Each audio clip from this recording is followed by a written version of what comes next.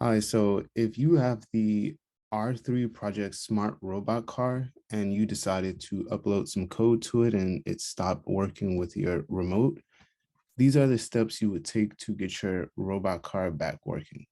So you're going to download the ELEGOO Smart Robot files. So you're going to come down here, you're going to go to resources, and you're going to download this. Whenever you do, you'll get this. You come into the folder, you're going to want to go to the main and manual program. Come here. In this folder, you're going to want to open the main program, Arduino Uno. And here also, you're going to want to open the TB6612 and then open this folder.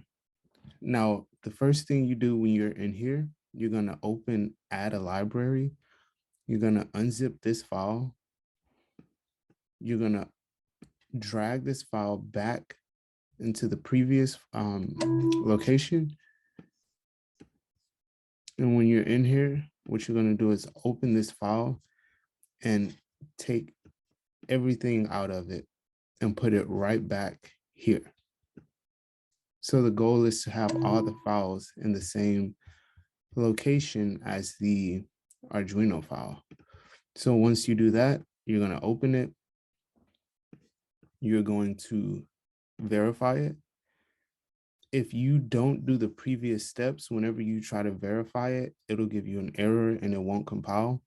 And once it's done compiling, you just hit upload and then your car should be back working.